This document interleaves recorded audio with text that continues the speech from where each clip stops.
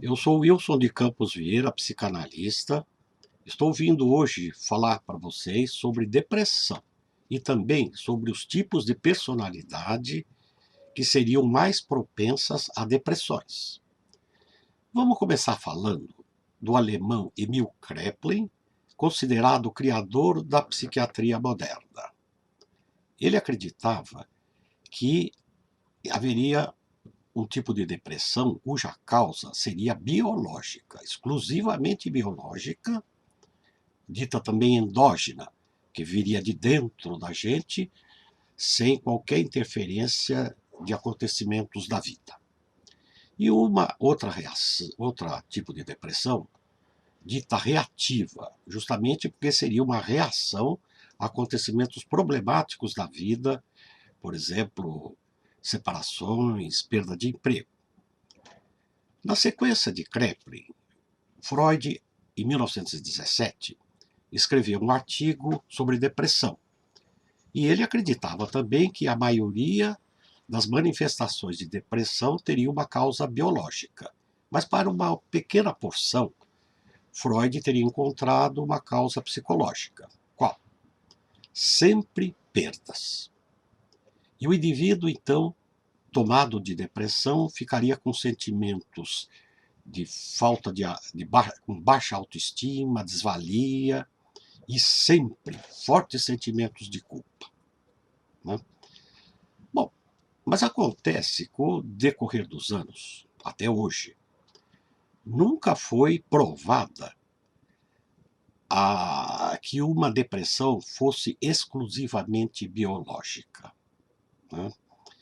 Isso vocês encontram no DSM, que é a referência internacional em psicopatologia. Eu cito aqui o DSM-4. Não foram identificados achados laboratoriais diagnósticos de um episódio depressivo maior. Mesmo que haja uma causa genética, ela não, por si só, não determinaria a manifestação de depressão. Precisaria haver também uma interferência de fatores ambientais. É o que diz aqui o psicanalista americano John Allen. A composição genética, assim como o estresse pré-natal ou qualquer outro fator isolado, não determina seu destino. Bom, mas vocês vão me dizer assim: a gente ouve falar que há alteração nos neurotransmissores, principalmente a serotonina, que tem uma queda na depressão. Não é físico isso? Não é biológico? Vejam bem, de fato isso ocorre. Mas o que causou esta alteração nos neurotransmissores foi o acontecimento complicado da vida da pessoa, né? Nunca foi provado que isso aparece sem que houvesse nenhum acontecimento externo envolvido, né?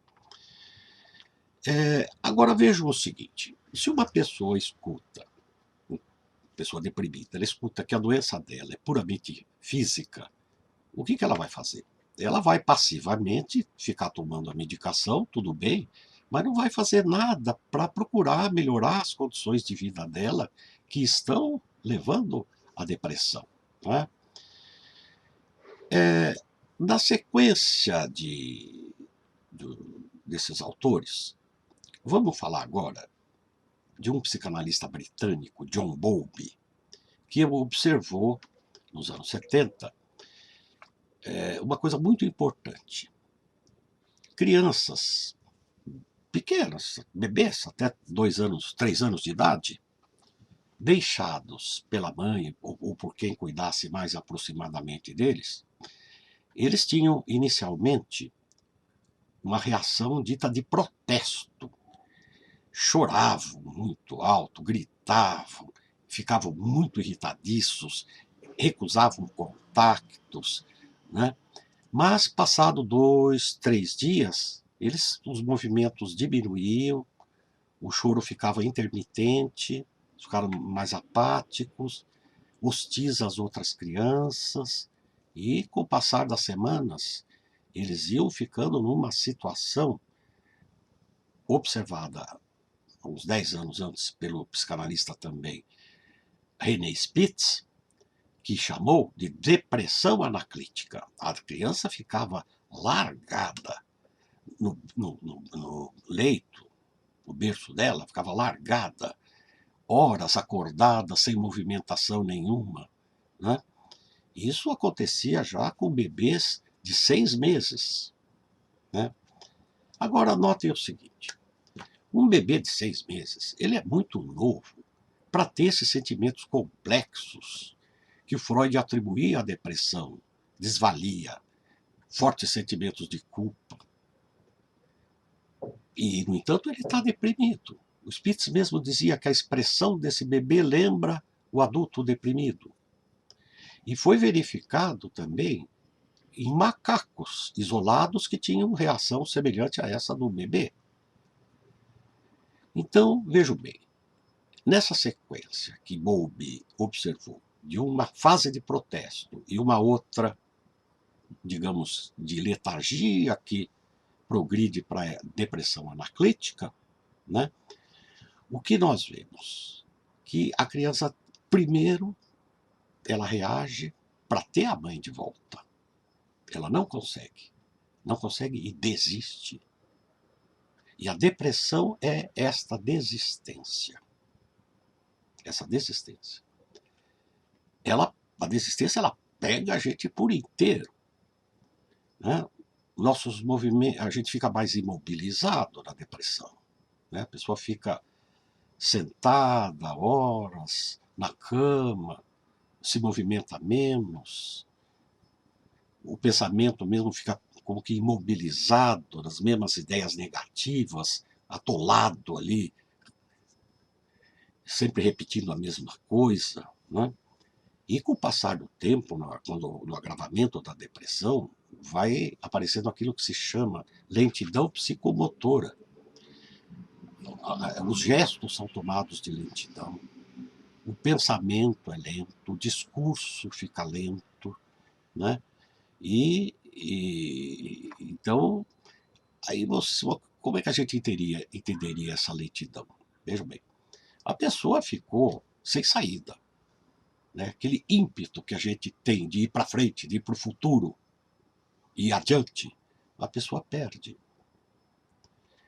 Se ela não tem esse futuro, para que ter pressa? Então, vem essa lentidão, acusando justamente que não tem o que ser feito, né? Então, a depressão seria isso.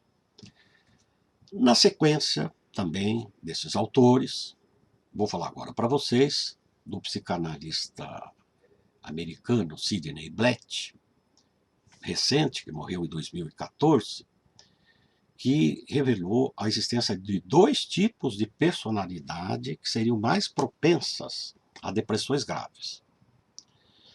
Uma personalidade, já dita na classificação atual de transtorno de personalidade dependente, são pessoas que, na infância, foram consideradas tendo uma fragilidade. Ou porque tinham alguma doença crônica, por exemplo, asma, mas também são crianças que tiveram uma doença, por exemplo, uma pneumonia, se recuperaram, mas quem cuidava dela, da criança, ficava sempre com receio de ter outra pneumonia, outro problema assim, né? E ficavam muito atentos à criança, ou então, realmente não existia doença nenhuma, era só uma espécie de suposição hipocondríaca, que a criança era especial, era mais frágil, e a criança, então, era diferente. Não podia estar tanto com as outras, era diferente das outras crianças, precisando de proteção, precisando da presença do adulto. E a pessoa cresce com essa visão e permanece. Então, quando adulto, digamos, pode ser mulher, pode ser homem, porque tem homens que também têm a personalidade dependente. Digamos que a pessoa se junta a um parceiro, né? Ela vai procurar fazer toda a vontade dele, ser muito dócil, porque existe um medo básico de abandono, de ficar sozinha. Ela acredita que precisa sempre de proteção. Então, nesses casos, pode existir violência doméstica. Se o companheiro é abusivo, a pessoa dependente, ela tolera violência contra ela, porque o maior mal é a ruptura do relacionamento. E justamente quando ocorrem essas rupturas que aparecem as depressões fortes mesmo, tá? E um segundo tipo de personalidade, revelada por Sidney Blatt, é o que ele chamou de personalidade perfeccionista. É uma pessoa que, na infância também, sentiu uma exclusão social, ou mesmo dentro da família. Né? Social dentro da escola, por exemplo, mas dentro da família. E aquilo afetou bastante ela.